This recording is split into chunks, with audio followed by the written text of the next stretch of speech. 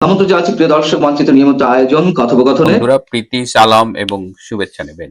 মাত্র এক সপ্তাহের মধ্যে সেনাবাহিনীতে আবার রদবদল হলো এবং গুরুত্বপূর্ণ অনেক পদে আবার নতুন মুখ এসেছে। কেন এত অল্প সময়ের মধ্যে তড়িঘড়ি করে এত রদবদল? এই রদবদলের পরবর্তী স্টেপ কি? তাহলে কি সেনাপ্রধান জেনারেল ওয়াকার খানের বিদায় আসন্ন? আজকে এটা নিয়ে কথা বলবো, শেষ পর্যন্ত সাথে থাকবেন। নতুন যে পদগুলো দেখলাম, বিশেষ করে কোয়ার্টার মাস্টার জেনারেল হিসেবে লেফটেন্যান্ট জেনারেল শাহিনকে আনা হয়েছে, যিনি এনডিসির কমান্ড্যান্ট ছিল। কিউএমজি যিনি ছিলেন ফাইজুর রহমান, তাকে এনডিসিতে পাঠানো হয়েছে। ফাইজুর রহমানকে আসলে পররাষ্ট্র মন্ত্রণালয়ে হ্যান্ডওভার করবার কথা ছিল, একদম শেষ মুহূর্তে সে নানানভাবে হাত পা ধরে সে এনডিসিতে রয়ে গেছে। এছাড়া আরো অনেক পদেই আপনারা জানেন যে পদায়ন হয়েছে। এই পদায়নের কনসিকুয়েন্স কি, এটা কিভাবে সেনা প্রধানকে এফেক্ট করতে পারে, সেটা নিয়ে আমরা কিছু কথা বলবো। 2024 সালের 5ই আগস্ট মনে আছে, এবং তখন থেকে আমরা দেখছি যে সেনাপ্রধান জেনারেল ওয়াকার খানের সাথে জামাতে ইসলামের আমির ডক্টর শফিক, তাদের যে সেক্রেটারি জেনারেল, এদের কিন্তু নিয়মিত যোগাযোগ, এবং প্রতি সপ্তাহে নিয়ম করে আমির এবং সেক্রেটারি জেনারেল তারা কিন্তু জেনারেল ওয়াকারের সাথে মিটিং করতেন এবং তারা সেই মিটিং এ সিদ্ধান্ত নিতেন।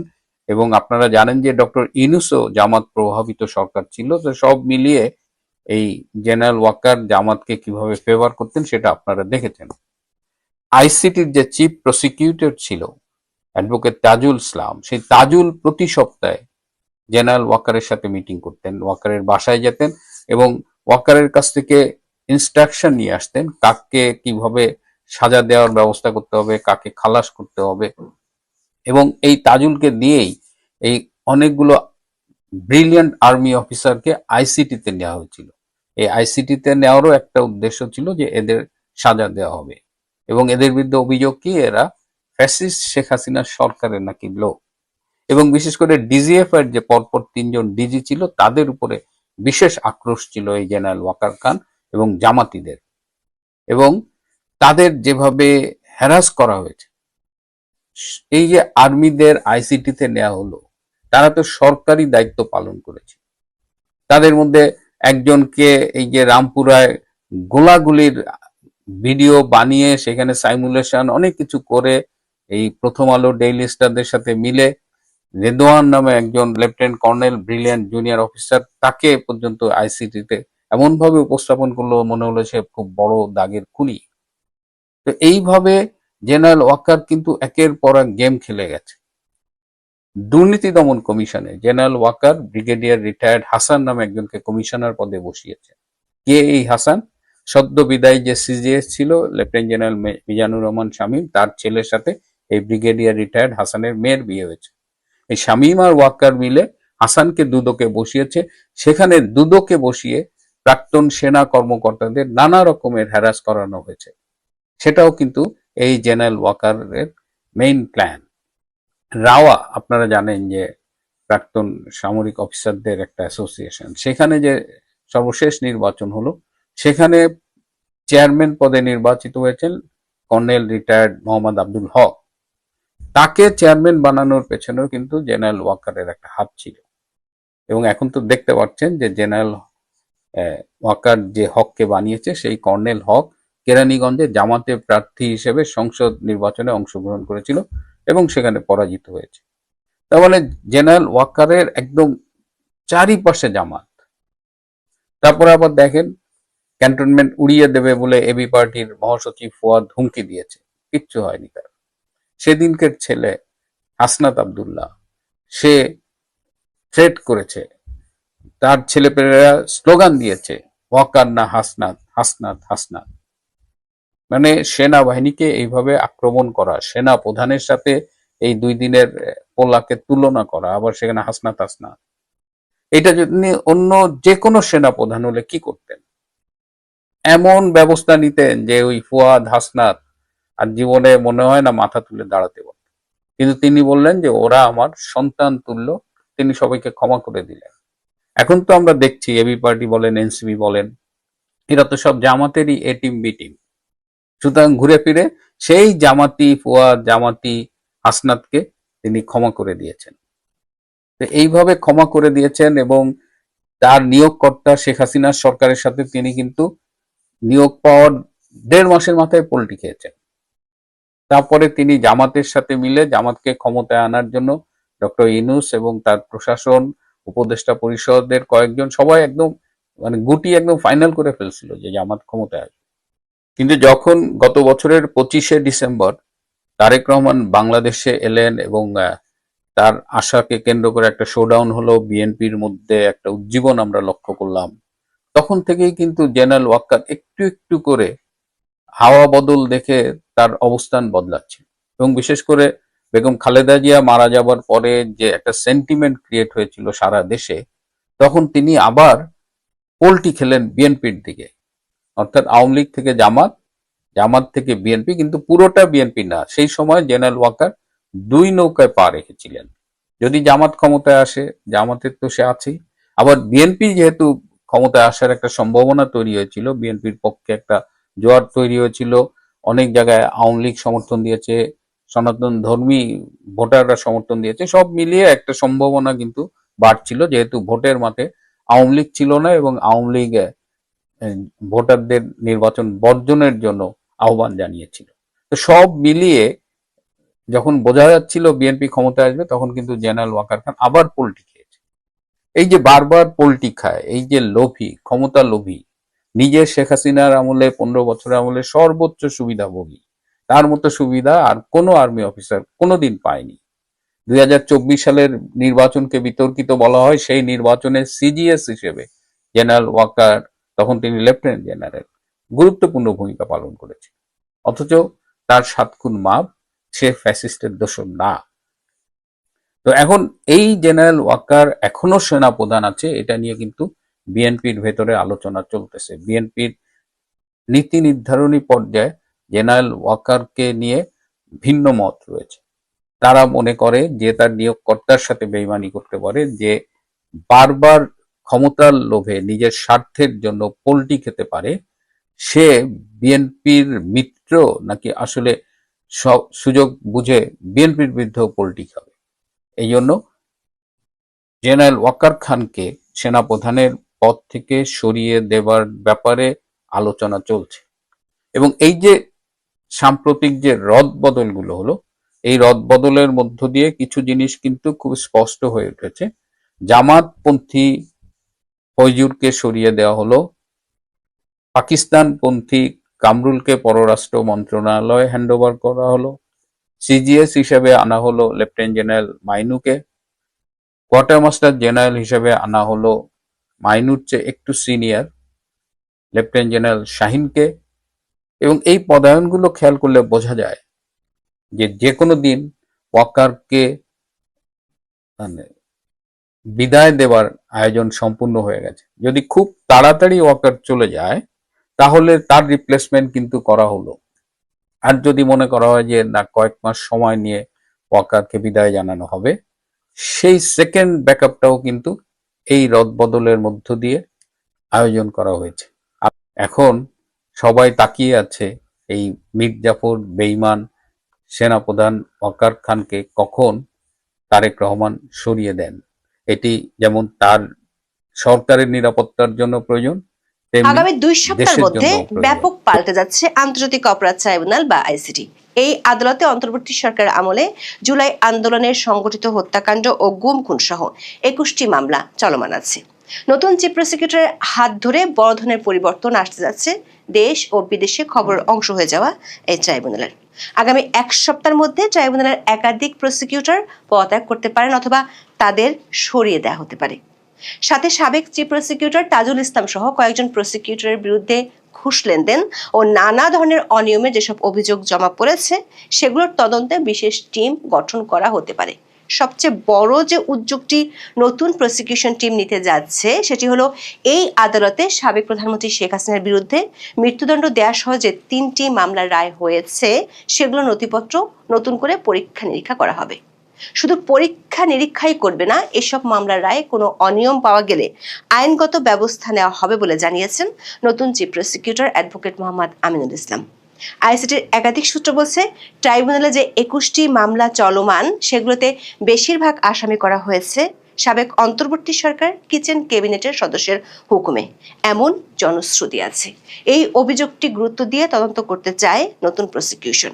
পাশাপাশি দল নিষিদ্ধের বিধান ও সেনা সদস্যদের এই ট্রাইব্যুনালের বিচারের বিধান যুক্ত করা সহ অন্তর্বর্তী সরকার আমলে জারি হওয়া আইসিটি নিয়ে 4টি অধ্যাদেশের গ্রহণযোগ্যতা ও আইনি বৈধতা পর্যালোচনা করবে নতুন প্রসিকিউশন। এসব অধ্যাদেশ ও সংশোধনী নিয়ে সুপ্রিম কোর্টের সিনিয়র আইনজীবীদের একটি দল উচ্চ আদালতে চ্যালেঞ্জ করতে পারে, এমন খবর আছে নতুন প্রসিকিউশনের কাছে। তার আগেই আইনি বিষয়গুলো ঝালাই করে নিতে চায় নতুন প্রসিকিউটর ও তার টিম। সংশ্লিষ্টরা মনে করেন, তদন্ত হলে গত 18 মাসে আইসিটির অনেক অজানা কাহিনী বেরিয়ে আসবে। বিস্তারিত জানতে চলুন যাওয়া যাক বিশ্লেষণে।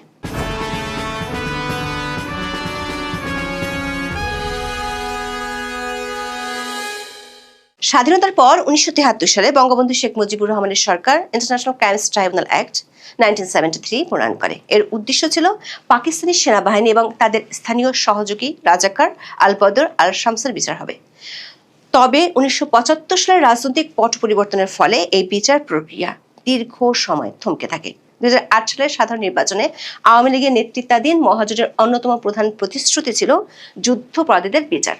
ক্ষমতায় আসার পর 2009 সালে তৎকালীন আওয়ামী লীগ সরকার 1973 সালের আইনটি সংশোধন করে এবং 25 মার্চ 2010 সালে আনুষ্ঠানিকভাবে প্রথম ট্রাইব্যুনাল গঠন করা হয়। মামলার সংখ্যা বেড়ে যাওয়ায় 2012 সালের 12 মার্চ দ্বিতীয় আরেকটি ট্রাইব্যুনাল গঠন করা হয়। 2013 সালের 21 জানুয়ারি আবুল কালাম আজাদ ওরফে বাচ্চু রাজাকারকে মৃত্যুদণ্ড প্রদানের মাধ্যমে প্রথম রায় ঘোষিত হয়েছিল এই ট্রাইব্যুনালে।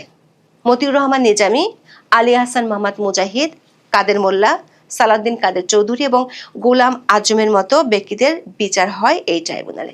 2024 সালের 5 আগস্ট রাজনৈতিক পট পরিবর্তনের পর আইসিটিতে নতুন মাত্রা যোগ হয়। রাতারাতি আগের আসামির পক্ষের আইনজীবীরা হয়ে যান রাষ্ট্রপক্ষের আইনজীবী। 2024 সালের 5 সেপ্টেম্বর তৎকালীন অন্তর্বর্তী সরকার জামাত ইসলামপন্থী সুপ্রিম কোর্টের আইনজীবী তাজুল ইসলামকে চিফ প্রসিকিউটর হিসেবে নিয়োগ দেয়। যদিও আওয়ামী লীগ সরকারের সময় এই ট্রাইব্যুনালে যুদ্ধাপরাধের অভিযুক্ত জামাত নেতাদের আইনজীবী ছিলেন তাজুল ইসলাম। একই সাথে পুনর্গঠন করা হয় ট্রাইব্যুনাল। এরপর থেকে তাজুল ইসলাম জুলাই আন্দোলনের সময় সংগঠিত মানবতা বিরোধী অপরাধের 21টি মামলায় চিফ প্রসিকিউটর হিসেবে দায়িত্ব পালন করেন। এই 21টি মামলায় 457 জনের বিরুদ্ধে বিচার চলেছে। আসামিদের মধ্যে 293 জন পলাতক এবং 164 জন কারাগারে রয়েছে। প্রথমে একটি ট্রাইব্যুনালে বিচারিক কার্যক্রম চললেও পরে আরেকটি ট্রাইব্যুনাল গঠন করা হয়। দুই ট্রাইব্যুনালে এবছরের 9 ফেব্রুয়ারি পর্যন্ত 24টি আনুষ্ঠানিক অভিযোগ দাখিল করা হয়েছে। যে 3টি মামলায় রায় ঘোষণা করা হয়েছে সেগুলোর একটিতে সাবেক প্রধানমন্ত্রী শেখ হাসিনা ও সাবেক স্বরাষ্ট্রমন্ত্রী আসাদুজ্জামান খান কামালকে মৃত্যুদণ্ড দিয়েছে ট্রাইব্যুনাল। এই মামলায় সাবেক আইজিপি চৌধুরী আব্দুল্লাহ আল মামুন রাজসাক্ষী হওয়ায় সাজা কমিয়ে 5 বছরের কারাদণ্ড দেওয়া হয়। এছাড়া ডিএমপির সাবেক কমিশনার হাবিবুর রহমান হাবিব সহ 11 জনকে বিভিন্ন মেয়াদে কারাদণ্ড দিয়েছে ট্রাইব্যুনাল। গাজীপুরের সাবেক সংসদ সদস্য সাইফুল ইসলাম সহ 15 জনকে বিভিন্ন মেয়াদে কারাদণ্ড দিয়েছে ট্রাইব্যুনাল 2। রাজসাক্ষী হওয়া এক আসামিকে খালাস করে রায় দেওয়া হয় এই মামলায়। জুলাইয়ের মানবতা বিরোধী অপরাধের আরো 34টি মামলা এখন তদন্তাধীন রয়েছে ট্রাইব্যুনালের তদন্ত সংস্থায়। এর মধ্যে রামপুরের ছাদের কার্নিশে ঝুলে থাকা ব্যক্তিকে হত্যার মামলার বিচার কাজ শেষ হয়েছে। আগামী 4 মার্চ রায় ঘোষণা করা হবে। এই ট্রাইব্যুনালে আওয়ামী লীগ সরকারের আমলের হওয়া গুম ও নির্যাতনের বিচার চলছে। বিচারের মুখোমুখি হয়েছেন সাবেক সেনা কর্মকর্তা জিয়াউল হাসান, সাবেক ও বর্তমান কর্মরত সহ মোট 20 জন সেনা কর্মকর্তা মামলার আসামি। পুলিশের একেবারে ঊর্ধ্বতন কর্মকর্তা সহ মোট 65 জন জুলাইয়ের মানবতা বিরোধী অপরাধ মামলার আসামি। অন্তর্বর্তী সরকার আমলে ট্রাইব্যুনালের প্রসিকিউশন টিমের কর্তৃত্ব ছিল তাজুল ইসলামের নেতৃত্বে জামাতপন্থী আইনজীবীদের হাতে। সরকার বদলের সাথে সাথে বদল হয় সেই নেতৃত্বের। গত 24 ফেব্রুয়ারি ট্রাইব্যুনালের চিফ প্রসিকিউটর পদে তাজুল ইসলামের নিয়োগ বাতিল করে নতুন নির্বাচিত সরকার। একই দিন সুপ্রিম কোর্টের আইনজীবী মোহাম্মদ আমিনুল ইসলামকে এ পদে নিয়োগ দিয়ে প্রজ্ঞাপন জারি করে আইন, বিচার ও সংসদ বিষয়ক মন্ত্রণালয়ের সংশ্লিষ্ট বিভাগ। সরকার বদলের সাথে সাথে ট্রাইব্যুনাল নিয়ে বেরিয়ে আসছে নতুন নতুন তথ্য। অনিয়ম, দুর্নীতি, ট্রাইব্যুনাল থেকে তথ্য পাচারের মতো গুরুতর অভিযোগ উঠে এসেছে। এসব নিয়ে এখন অস্থিরতা, হতাশা বিরাজ করছে ট্রাইব্যুনালের প্রসিকিউশনে। একই সঙ্গে পাল্টাপাল্টি বক্তব্য, বিবৃতি, একে অন্যের প্রতি অবিশ্বাস, সন্দেহ এবং বিভক্তিও বাড়ছে। রাজনৈতিক মহাদর্শের জায়গা থেকেও কেউ কেউ প্রকাশ্যে কিংবা অপ্রকাশ্যে একে অন্যের প্রতি বিষোদ্গার করছেন। এসব বিষয়ে ট্রাইব্যুনালের চিফ প্রসিকিউটর মোহাম্মদ আমিনুল ইসলাম গণমাধ্যমকে জানিয়েছেন, তিনি মাত্র দায়িত্ব নিয়েছেন। আনুষ্ঠানিক কোনো অভিযোগ তার কাছে না গেলেও তিনি সার্বিক বিষয় অবগত আছেন। আগামী 15 দিনের মধ্যে প্রসিকিউশনকে সুন্দর ও সুশৃঙ্খল করতে আইনগতভাবে সব সিদ্ধান্তই নেবেন বলে জানান তিনি। বর্তমানে ট্রাইব্যুনালের চিফ প্রসিকিউটর আমিনুল ইসলাম সহ 16 জন প্রসিকিউটর কর্মরত রয়েছেন। এর মধ্যে প্রসিকিউটর মোহাম্মদ আব্দুস সোবহান তরফদার ও মোহাম্মদ মিজানুল ইসলাম অতিরিক্ত অ্যাটর্নি জেনারেল পদমর্যাদার, প্রসিকিউটর গাজী মুনার হোসেন তামিম, বিএম সুলতান মাহমুদ, মোহাম্মদ শহীদুল ইসলাম সর্দার ও Faruk Ahmed deputy attorney general পদমর্যাদার দায়িত্ব পালন করছেন। এছাড়া সহকারী অ্যাটর্নি জেনারেল পদমর্যাদার দায়িত্ব পালন করছেন 9 জন প্রসিকিউটর। তাজুল ইসলামের বিদায়ের দিনই তিনি এবং প্রসিকিউটর গাজী মুনার হোসেন তামিমের বিরুদ্ধে কিছু অভিযোগ করেন প্রসিকিউটর বিএম সুলতান মাহমুদ। ইতিমধ্যে তাজুল ইসলাম ও মুনার হোসেন তামিম আনুষ্ঠানিক বিবৃতি দিয়ে তাদের বিরুদ্ধে আনা অভিযোগ অস্বীকার করেছেন। তারা বলেছেন এসব অভিযোগ বিদ্বেষপ্রসূত ও মিথ্যাচার। অন্যদিকে প্রসিকিউটর বিএম সুলতান মাহমুদের বিরুদ্ধে অন্য পক্ষের করা অভিযোগও সামনে আসে।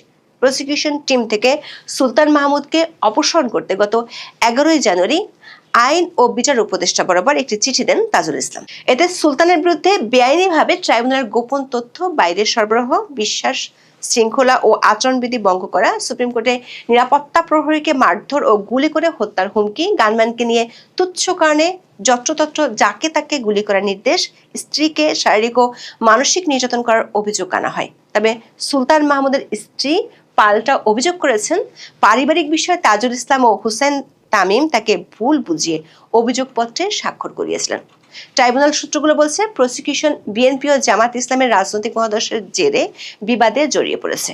একজন প্রসিকিউটর নাম প্রকাশ না করার শর্তে বলেছেন, প্রসিকিউশন পুনর্গঠনের সময় আইন, বিচার ও সংসদ বিষয়ক মন্ত্রণালয় থেকে বিএনপি ও অন্যান্য দলের কয়েকজন আইনজীবীকে প্রসিকিউটর হিসেবে অন্তর্ভুক্ত করার প্রস্তাব দেওয়া হয়েছিল। তবে বিএনপিপন্থী শীর্ষ আইনজীবীরা ট্রাইব্যুনালে কোনো আইনজীবী প্রসিকিউশনে নিয়োগ দিতে অনাগ্রহ দেখান। জানা গেছে, প্রসিকিউটর সুলতান মাহমুদ বিএনপিপন্থী আইনজীবী হিসেবে পরিচিত। জামাতপন্থী অন্য কয়েকজন প্রসিকিউটরের সঙ্গে তার এক ধরনের মনস্তাত্ত্বিক দ্বন্দ্ব রয়েছে অনেক আগে থেকেই। প্রসিকিউটরদের সঙ্গে কথা বলে জানা গেছে, অভিযোগ পাল্টা অভিযোগের পর অ্যাডভোকেট তাজুল ইসলাম ও গাজী মোনার হোসেন তামিমের পক্ষে দাঁড়িয়েছেন অন্তত 5 জন প্রসিকিউটর। অন্যদিকে সুলতান মাহমুদের পক্ষে দাঁড়িয়েছেন 5-6 জন প্রসিকিউটর। এর মধ্যে পদ, পদবি ও গাড়ির সুবিধা না পাওয়ার মতো অনুযোগও রয়েছে কয়েকজন প্রসিকিউটরের, যারা সহকারী অ্যাটর্নি জেনারেল পদমর্যাদার আইন কর্মকর্তা। দায়িত্ব নেওয়ার প্রথম দিনে এসব অভিযোগ চাওয়ার হয় ভাবতে হচ্ছে নতুন চিফ প্রসিকিউটর আমিনুল ইসলামকে। 2 সপ্তাহের মধ্যে এসব বিষয়ে তদন্ত কমিটি গঠন করার কথা ভাবছেন সরকারের শীর্ষ মহল।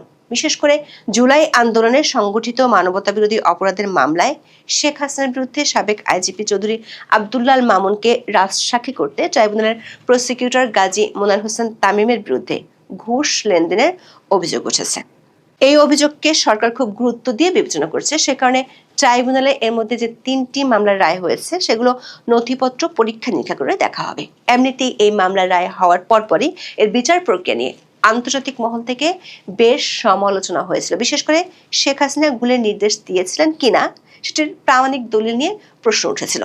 24শে ফেব্রুয়ারি সাংবাদিকরা নতুন চিফ প্রসিকিউটরের কাছে জানতে চান, এরই মধ্যে যেসব মামলার রায় হয়েছে সেগুলো পুনরায় ট্রায়ালে আনার কোনো সুযোগ আছে কিনা।